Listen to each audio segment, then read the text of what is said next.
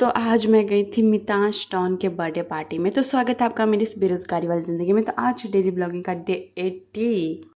तो मैंने यहाँ पे फटाफट से पराठे बना लिए थे और मैं बहुत टाइम के बाद पराठे बना रही थी। मैं फटाफट से तैयार होकर निकल गई थी और मुझे नहीं पता था भाई कि शाम के टाइम इतनी ज़्यादा बारिश होगी।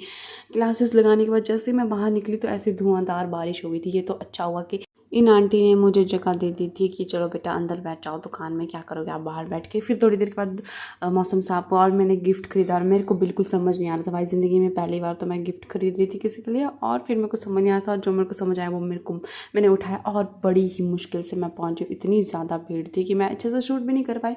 और फिर मितांश और उसकी मम्मी और उसके पापा आए थे मुझे लेने के लिए। अब ये कौन है? ये है मेरी कज़न जो कि मेरी बड़ी मम्मी की बेटी है। और फिर यहाँ पे देखो बर्थडे बॉय बहुत ही ज़्यादा खुश था बेचारा, जैसा बीमार हो गया था बर्थडे के दिन ही। और ये आए थे दवाई लेने के लिए और साथ ही साथ मुझे लेने के लिए भी। और फिर जाते ही मेरी खातिरदारी हुई, मैंने भी चाय और पूरी खाई। और यहाँ पे इतना ज़्यादा मौसम का इतना ज़्यादा डिफरेंस था भाई, मतलब यहाँ इतनी ज़्यादा ठंडी हवा चल रही थी और मैं तो पता है गर्मी में मरती हूँ, लेकिन यहाँ बाहर भी इतने ठंडा ठंडा ठंडा मौसम था। फिर उसके बाद हमने डेकोरेशन की और यहाँ पे मैं इसके साथ फ़ोटो खींचने की कोशिश कर रही थी, लेकिन मैं इसमें हार चुकी थी क्योंकि ये बैठ ही नहीं रहा था। तो मैंने सोचा चलो अपने अकेले का ही लेते हैं भाई, इसने तो लेना लोना है नहीं। फिर ये ना ही तो कैप पहन रहा था, ये भाई पूरे बर्थडे में रो नहीं था। पर कोई नहीं यार, बच्चा है अभी तो इसको क्या ही पता बर्थडे का, बड़े होके भी कोई एक्साइटमेंट तो होती नहीं है। फिर उसके बाद इसने केक काटने से पहले ही केक खा लिया था।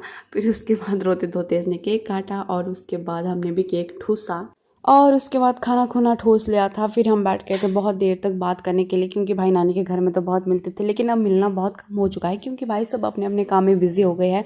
और फिर हमने रात भर तक बातें की। तो अभी जाकर मुझे सब्सक्राइब करो क्योंकि ऐसी वीडियोस डेली आती है और वीडियो को लाइक भी करो। Bye bye.